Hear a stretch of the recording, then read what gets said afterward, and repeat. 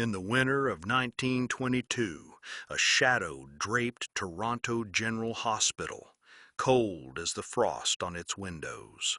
A ward, vast and silent, held 50 children, their small bodies shrouded in linen as pale as their faces.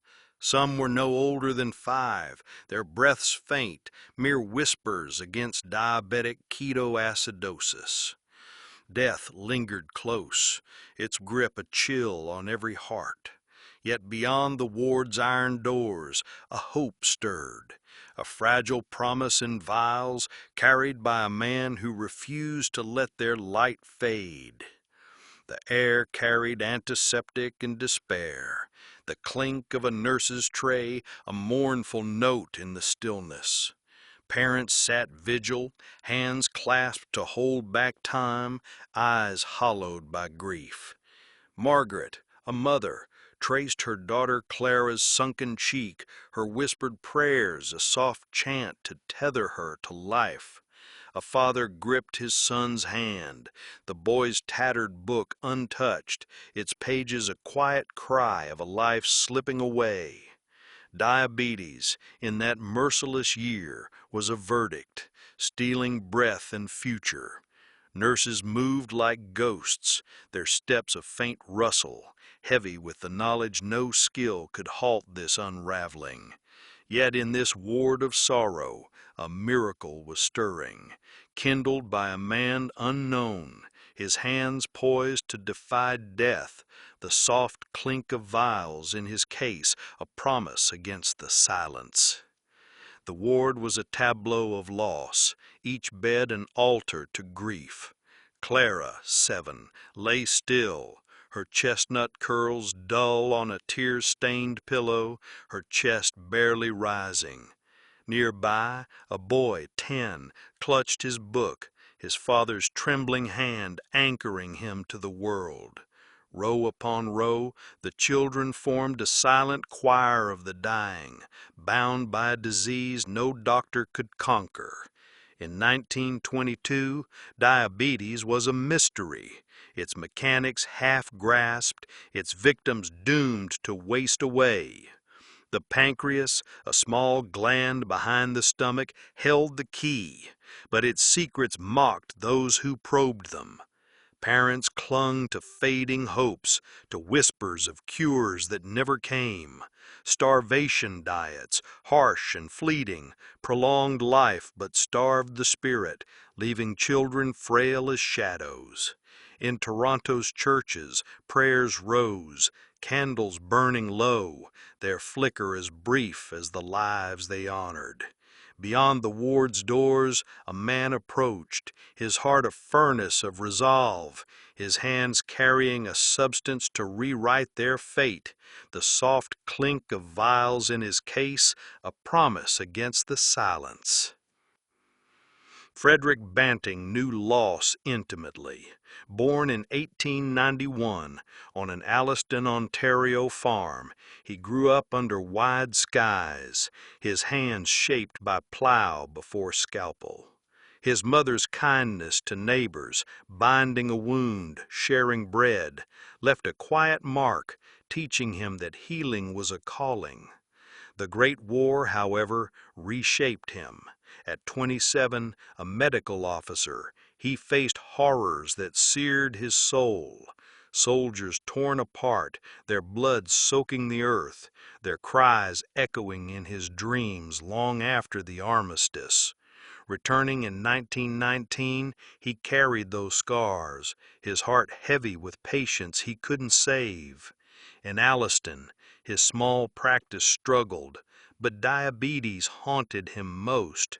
A young mother, her breath sour with ketones, pleaded for a future she'd never see. A farmer, robust 1 month, skeletal the next, his strength drained like water from a cracked bucket. Their faces lingered, their names carved into his heart, driving him to seek answers where others saw only defeat. In autumn of 1920, alone in his failing office, lamplight flickering over a cluttered desk, Banting, 32, read a journal article by Moses Barron. It spoke of the pancreas, a hormone, insulin, that might control blood sugar. The idea struck like a spark in dry grass. He scribbled notes, his handwriting jagged. Ligate pancreatic ducts, isolate hormone. Others had tried, their extracts toxic, their hopes dashed. Banting, no scholar, no researcher, dared to believe he could succeed where giants stumbled. He sold his possessions, packed a worn suitcase, and left Alliston for Toronto, a city of cobblestone streets and towering ambitions, the faint hum of its trams a distant call to destiny. At the University of Toronto, Banting faced Professor John McLeod, a physiologist whose reputation loomed like the city spires. McLeod, his Scottish accent clipped, eyed Banting's fervor with disdain. "A fool's errand," he scoffed, his voice as sharp as a scalpel, dismissing the small-town doctor's dream as folly. Yet sensing a flicker of potential, or perhaps to quiet this persistent upstart, McLeod offered a cramped lab, a handful of dogs, and a young assistant, Charles Best. His skepticism was a shadow over their work, an irony that would echo when their discovery reshaped medicine, his name tied to their glory despite his doubts. Banting stood in the lab, its walls cold, the clatter of glass vials a call to battle, knowing McLeod's scorn was a challenge he'd answer not with words, but with lives saved. The air was thick with the tang of chemicals, the distant wail of a Toronto wind rattling the windows, a reminder of the world waiting beyond. Charles Best, 22, was a student with bright eyes and a sharp mind, but his heart carried a heavy burden. His older sister, Lily, had died of diabetes 3 years prior, her laughter silenced in a hospital bed not unlike Clara's. "I see her in every patient," he confessed to Banting one night, his voice soft, the clink of a syringe in his hand a vow to her memory. His enthusiasm lifted Banting's doubts, his youth a mirror to the children they sought to save. The lab, sweltering in the summer of 1921, reeked of ether and animal fur, the soft whines of dogs a constant undertone. They worked side by side, hands stained with pancreatic juice, nights blurred by exhaustion, the faint tick of a clock marking time they didn't have. Banting bore the mission's weight, his thoughts on Clara, the boy with the book, their small hands clutching fading hopes. Best's optimism held firm, his voice breaking the silence with theories, questions, a quiet laugh that echoed Lily's. "We're close, Fred," he said, wiping sweat from his brow, his eyes alight with his sister's memory. But the path was brutal. The pancreas resisted, its extract impure, often deadly. They tested on dogs, each loss a wound that cut deeper.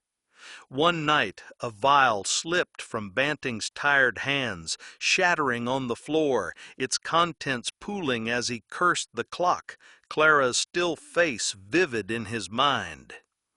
Another dog, Marjorie, survived longer, her blood sugar steadying briefly before the extract failed. Banting knelt by her cage, the dog's faint whimper piercing his heart, his voice a whisper. "We'll get it right. For them." Best nodded, Lily's face in his gaze, his resolve a quiet fire. John McLeod's letters arrived, formal and cutting, urging caution, predicting failure. "You're chasing shadows," he wrote, his words a lash, ironic for a man whose lab enabled their work, whose doubts would be silenced by their triumph. Peers echoed his scorn, their laughter a barrier Banting and Best refused to heed. The distant chatter of university halls a mocking backdrop. Banting sold his car, a battered Ford, its hum replaced by the clink of vials in the lab. He pawned his books, their pages worn with hope, to fund their work, each sale a sacrifice for the children waiting.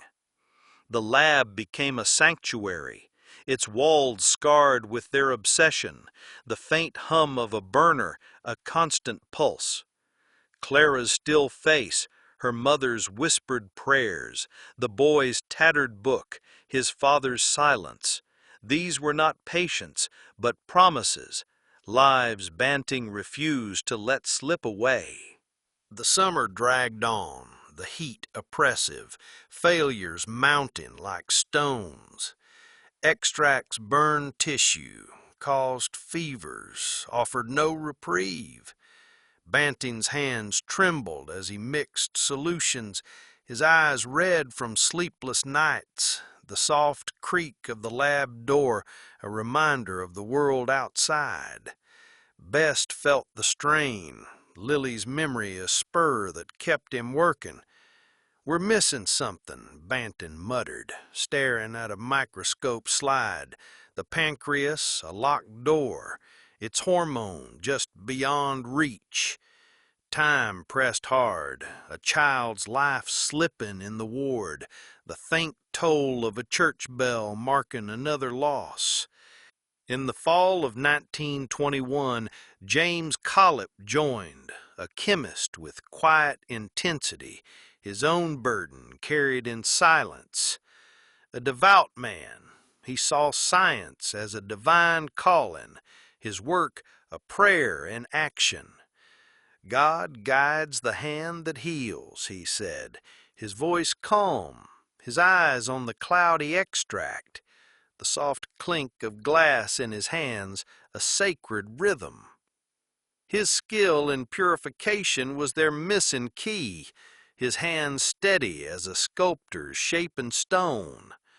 Banting, the dreamer, Best, the believer, Collip, the craftsman, they formed a trinity of purpose, standing on the edge of something sacred. Collip's method stripped impurities, the extract gleaming like a vow kept. They tested again, on dogs, on hope, each step closer, each failure a lesson carved in sweat. One evening a dog trial teetered on disaster, the animal seasoned as Best rushed to adjust the dose, his hand shaken, Lily's face in his mind, the frantic clatter of vials echoing his urgency. Banting's dreams were haunted by Clara, the boy, Lily, Collip's faith, and the distant wail of a child's cry from the ward. "We're not here for glory, Charles," Banting said one night, the lab lit by a single lamp. McLeod's latest letter crumpled on the floor, its ink smudged like his fading doubts. "We're here for them." Best nodded, gripping the vial, Lily's memory aflame. Collip worked on, his faith a steady pulse, the soft hiss of a burner his prayer. The winter of 1922 drew near, its chill a mirror to the stakes.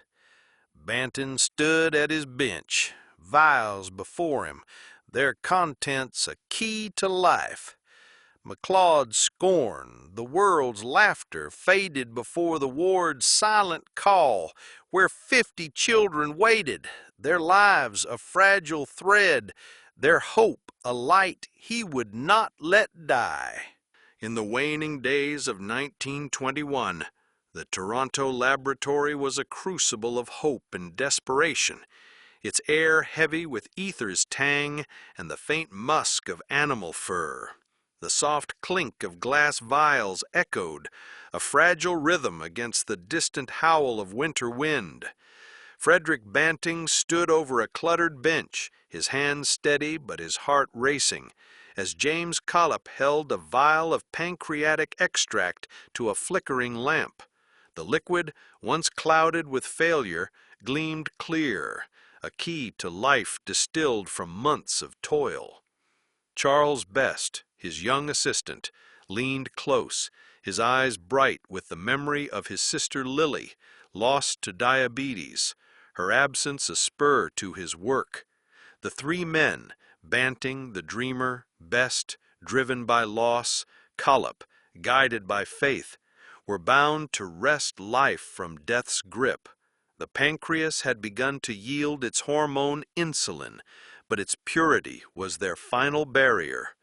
Outside, Toronto's streets lay cloaked in frost, unaware of the miracle taking shape in a cramped university lab. Banting's mind was fixed on the ward, Clara with her chestnut curls, her mother's whispered prayers, the boy with the tattered book, his father's silence a heavy plea. The extract was ready, or so they hoped, but the true test loomed in the fragile veins of a human soul, where failure could mean death. The first human trial came on January 11th, 1922, a day etched in frost and fear. Leonard Thompson, 14, lay in a hospital bed, his body skeletal, his breath sour with ketones. Banting stood by him, syringe in hand, its contents a gamble between life and pain. The soft clink of the needle against glass, a tense prelude. Leonard's mother clutched a rosary, her face gaunt, her voice a whisper. "Will he live?" she asked, her eyes searching Banting's. He met her gaze, his own steady despite the storm within. He said, "We'll try," though McLeod's warning, "Your extract is untested, dangerous," echoed, heightening the risk. The needle pierced Leonard's arm, insulin flowing like a quiet hope. The ward was silent, nurses watching, their breaths held, the faint rustle of their skirts, the only sound. Hours passed slow as eternity, but the results were cruel. The extract, not pure enough, caused pain, redness, fever. Leonard writhed, his mother's sobs echoing McLeod's doubts, the sharp clang of a dropped tray cutting through the ward. Banting turned away, fists clenched, failure a blow heavier than war. Collop, his faith unshaken, returned to the lab, murmuring, "God does not guide us to fail." Best, gripping Banting's shoulder, saw Lily's face. "Not yet, Fred." McLeod's letter, predicting disaster, lay unanswered, its irony bitter as they pressed on, a child's life slipping with each delay. 12 days later, on January 23rd, Collop emerged with a purer extract, its clarity a triumph of faith and skill. Banting held the vial, its weight a reminder of lives at stake, the soft clink of glass in his hands a call to action. Leonard, frail but alive, received the second injection. The ward was quiet, the air charged, the faint hum of a heater underscoring the tension. Banting watched, heart pounding, as Leonard's breathing steadied. Blood sugar fell and color crept into his cheeks. "He's stabilizing," a nurse whispered, her voice trembling, the soft shuffle of her steps breaking the silence. Leonard's mother wept, her rosary falling, her hands reaching for her son. Best's eyes glistened, Lily's face in his mind, her loss a spark of redemption. Collop nodded, his silence a prayer fulfilled. But one life wasn't enough. Banting's thoughts raced to the ward where 50 children waited, their lives a chorus of need. McLeod's voice, "You risk too much," was a shadow, ironic now as salvation lay open. "We go now," Banting said, his voice low, the clatter of vials in their case a battle cry. Best nodded, Lily's memory afire. Collip checked the doses, his faith steady. They left the lab, the winter wind howling, the city unaware of the miracle they carried. The ward was a tomb, its silence broken by parents' sobs and the faint rustle of nurses' skirts. 50 children lay in rows, their faces masks of death. Clara, her curls dull, was among them, her mother Margaret kneeling, her prayers hoarse, a soft chant in the stillness. The boy with the tattered book lay nearby, his father's hand anchoring him. The air was heavy, the light dim, the windows frosted. Frederick Banting entered, snow-dusted, clutching vials, each a fragile hope, their clank a defiant note. Nurses stepped back, their eyes wide, the soft creak of a bed frame amplifying their tension. Parents looked up, desperation in their faces. Banting moved to Clara, her frame barely stirring, time slipping as her breath weakened. He filled a syringe, its needle glinting in the dawn, the soft click of the plunger a vow. "Please," Margaret whispered, her voice breaking. Banting nodded, his heart a drumbeat. John McLeod's warning, this could kill them, a shadow he defied. The irony of McLeod's doubt, from a man who'd share their Nobel, fueled him. The needle pierced Clara's arm, insulin flowing like a quiet hymn. He moved to the next child, then the next, his team swift yet reverent, as if tending altars. Charles Best seeing Lily in every bed worked with steady hands. James Collip, his faith a strength, ensured precision, the faint tap of vials his prayer. 50 syringes, 50 hopes, poured into veins too weak to carry them alone. Time slowed, the ward suspended, the distant tick of a clock marking the wait. Banting stood by the last bed, hands empty, eyes scanning the rows. McLeod's doubts hung as a final test. Then a stir. Clara's fingers twitched, her breath stronger, the soft rustle of her sheets a sign of life. Margaret gasped, her hands on her daughter's face. "Clara!" she whispered, a sob, a song. Another child coughed, his chest rising. The boy with the book opened his eyes, his fingers tightening on his father's hand. Some awoke swiftly, others over hours, but life returned, their faces no longer death's masks but life's canvases. Parents wept, voices rising, hands reaching for children they feared lost, their cries echoing in the ward.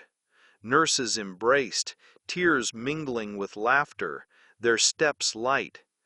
The ward, once a tomb, became a sanctuary, its air alive with miracles. Banting stood still, his eyes tracing the children, his heart full.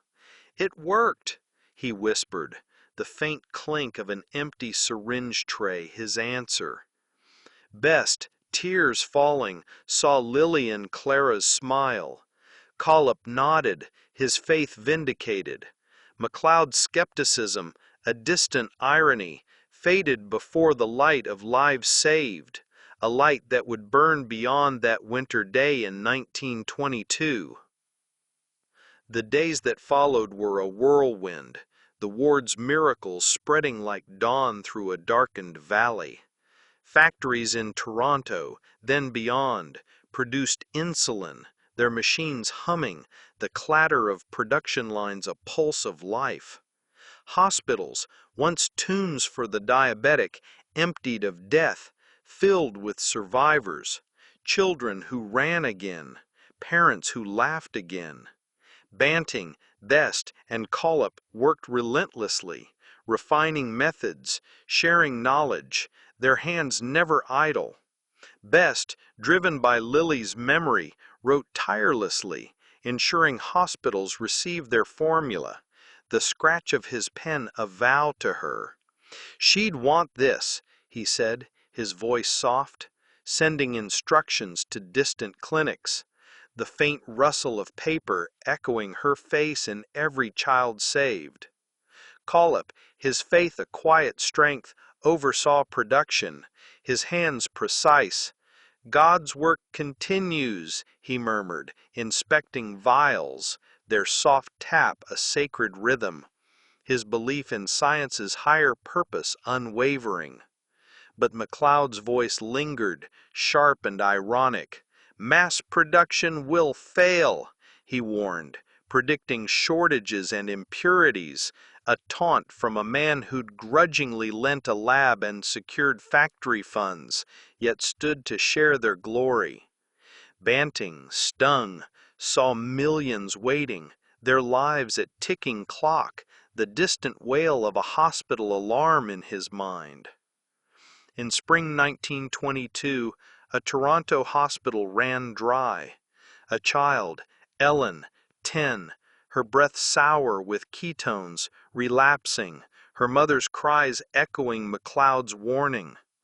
Banting rushed to the factory, heart pounding, the clatter of stalled machines a crisis, urging workers to refine the process. Days later, insulin flowed again. Ellen's breathing steadied, her recovery a quiet triumph, the soft beep of a monitor signaling victory over McLeod's doubt. In 1923, the Nobel Prize in Medicine crowned Frederick Banting and John McLeod, their names etched for turning death into life. Banting, 32, the youngest laureate, felt the honor as a weight, the faint chime of a ceremony bell hollow against his purpose. McLeod, who'd called their work a fool's errand, shared the glory, an irony that cut, his reluctant support, securing funds, unacknowledged in his own narrative. Banting's response was swift. "This is yours, Charles," he said, clasping Charles Best's shoulder, sharing half the prize money, the soft clap of their handshake a testament. Best, eyes wet, saw Lily in the gesture, her loss a bridge to lives saved. She'd be proud, he whispered, his voice breaking, gripping Banting's hand. The insulin patent posed a greater test, its value gold to those who saw profit in salvation. In a quiet university office, papers before him, Banting saw Clara's face, the boy's book, Ellen's recovery. "Insulin belongs to the world," he said, his voice low, signing the patent to the University of Toronto for $1, the scratch of his pen a vow. Best nodded, Lily's memory a silent agreement. James Collip added, "It's God's gift, not ours," his faith steady, the faint rustle of the document sealing their resolve. The act was conviction. Life should not be bartered. McLeod's absence from this choice, his name tied to the prize but not the sacrifice, was a final irony, the distant murmur of university halls a fading echo. Insulin's reach grew, a bridge to tomorrow crossing oceans. In villages and cities, it sustained millions. In London, Emily, once bedridden, ran through parks, her laughter a debt to Banting, the soft click of her insulin pen a daily rite. In New York, Daniel, a father, lifted his son, his strength restored, the faint hum of a syringe pump a quiet thanks. By 2025, nearly 500 million lived with diabetes, their days extended by insulin pens, small as prayers, clicking in hands that owed their lives to a man they'd never meet. In Toronto, the ward was gone, replaced by modern halls, but its memory lingered. Maya, a Toronto teen, danced at her prom, her insulin pump humming, her life an echo of Clara's, the soft music of the night a nod to 1922. Aisha, a mother in Mumbai, checked her son's blood sugar at dawn, whispering thanks to Banting, the faint beep of the monitor her prayer. The disease remained a battle, but insulin made it one fought with courage, the click of a needle a daily defiance. Banting's legacy was not science alone, but lives touched, futures reclaimed, the soft hum of a clinic carrying his name in every dose, a bridge spanning generations. Frederick Banting's life stretched beyond the Toronto ward, his legacy a quiet tide reshaping the world. He saw no glory in Vials, only lives.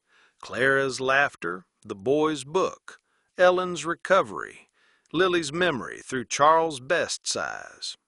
In the years after 1923, he shunned fame, his hands still those of a farmer's son, steady as he treated patients, the faint clink of a stethoscope his rhythm. Banting walked Toronto's streets unnoticed as insulin's light spread. Children ran, parents smiled.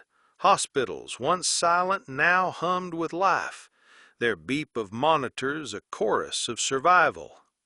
John McLeod's name lingered, an irony. His skepticism shared the Nobel, yet his heart never carried the ward's weight. Best, driven by Lily, taught generations, his voice steady, the scratch of his chalk on blackboards a vow to her. James Collop, his faith unshaken, refined insulin's purity, his hands a prayer, the soft tap of Vials his legacy. The world changed, not with fanfare, but with lives reclaimed, each insulin dose a quiet defiance of death, a bridge built by hands that refused to falter. In 1941, Banting's plane fell from the sky, a war mission claiming him at 49, his heart still tied to the ward. The news reached Toronto, a city now alive with insulin's gift, the faint toll of church bells a mournful note. Clara, grown, whipped, her life his monument, the soft rustle of her insulin pen a daily thanks. Ellen, now a mother, held her child, her survival his echo, the click of her syringe a whisper of gratitude. Best stood in a lecture hall, his voice breaking as he spoke of Banting, Lily's face in every word, the murmur of students a living legacy. Collop, older, prayed in silence, his faith a steady flame, the faint hum of a lab his tribute. Insulin endured, its formula untouched by greed, a dollar's patent a testament to Banting's heart. By 2025, 500 million lived with diabetes, their days extended by insulin pens, small as prayers, their click a rhythm of survival, a nod to a man who saw no price in life. Yet the fight was not over. Diabetes remained a shadow, its demands unrelenting, each insulin dose a battle won, not the war. In Toronto, Maya, now a young woman, faced daily checks, her insulin pump a constant hum, her courage a mirror of Clara's. In Mumbai, Aisha's son thrived, his life a thread tied to 1922, the soft beep of his monitor her prayer.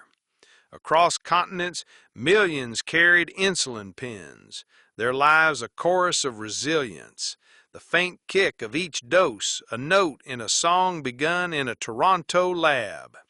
Banting's gift was not a cure, but a chance, A light fragile yet unyielding, kindled in a ward of 50 children, now aflame for millions. His name spoken in clinics, written in history, carried no weight without the lives it touched. Clara, Ellen, Maya, Aisha's son, each a spark in a light that burned eternal.